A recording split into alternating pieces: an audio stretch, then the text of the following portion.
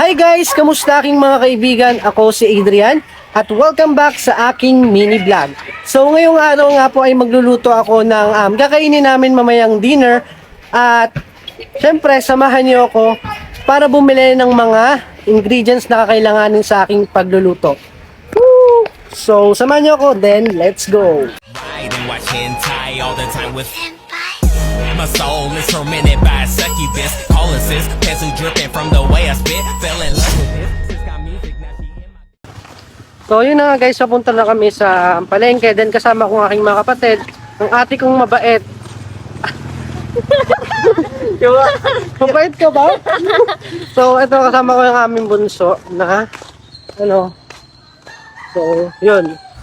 Yun nga guys, naglakad na lang kami dito dahil walking distance lang naman yung pagbibilhan namin ng mga ingredients para sa pagluluto. So yun nga guys, andito na kami sa ngayon sa Litex.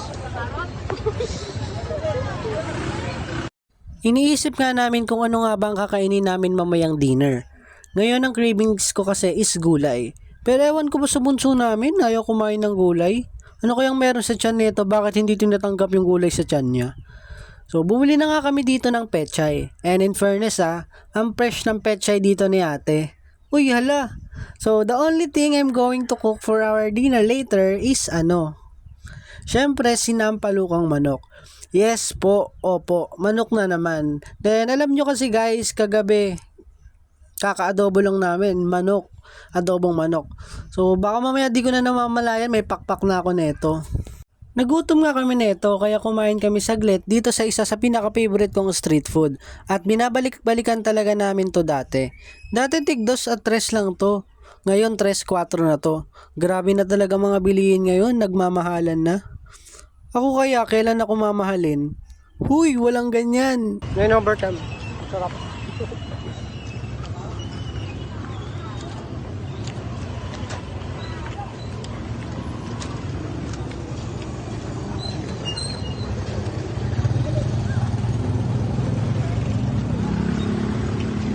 Tayo.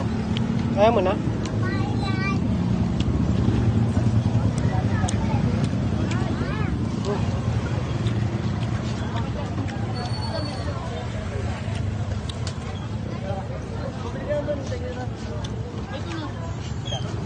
Sa pa mong palamig?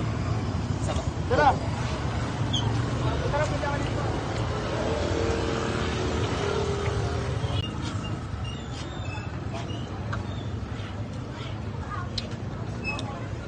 Refreshing.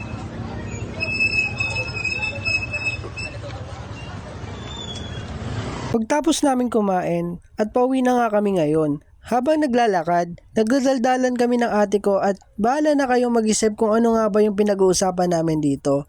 Charot! Andito na nga kami sa munti naming bahay at pagkatapos niya nagpahinga nga lang kami saglit dahil balikan din yung paglalakad namin at nagtitipid din kami. Hinanda ko na pala dito yung mga kakailanganin sa pagluluto. Kung makikita nyo dyan, pupunta dyan yung ate ko dahil pinalinisan ko sa kanya yung nabili naming manok.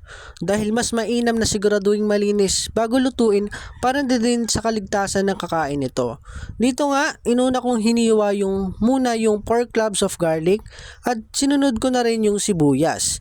Kung makikita nyo guys, hindi ako naiiyak kapag naghihiwa ng sibuyas dahil siguro na-immune na siguro yung mata ko sa sibuyas dahil lagi naman ako nagluluto. Nahirapan nga ako dito magbalat ng luya dahil nawawala yung isang kutsilyo namin. Later.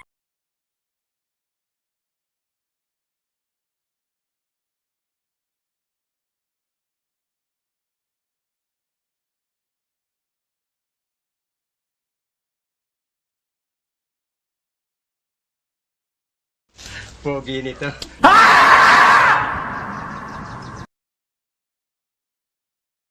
Hoy, yung inihiwa mo, nakuha mo pa talaga mag-TikTok. Ewan ko ba kapag naririnig ko tong kanta na to, napapasayaw ako bigla.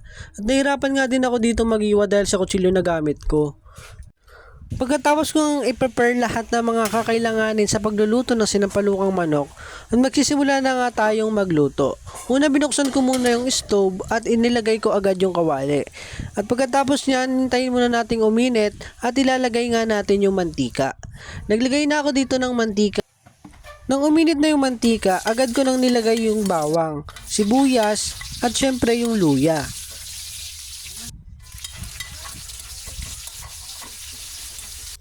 Nakapagsaing na nga pala ako dito, hindi ko na nabidyohan dahil nakalimutan ko.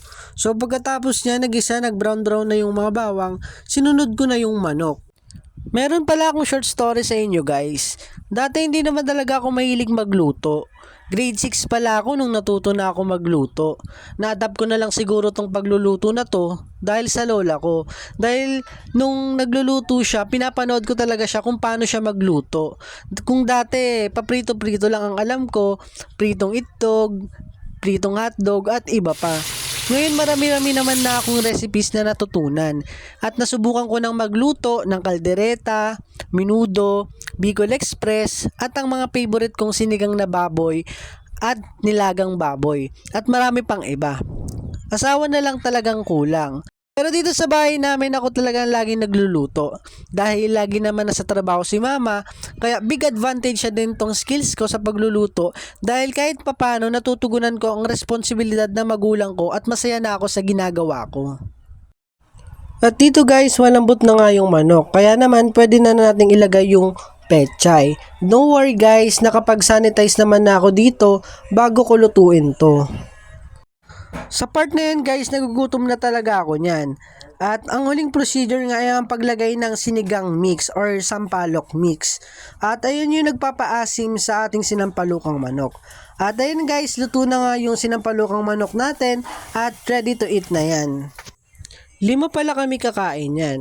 Kaya guys, kain na din kayo. Alam ko nagugutom na kayo. So, tikman na natin. But before that guys, wag natin kakalimutan ng magdasal because it serves as a way to express gratitude for the food we have and acknowledge the blessings in our lives. And it is a way to show appreciation for the food we have, and it reminds us that not everyone has access to a meal and we should be thankful for the nourishment we receive.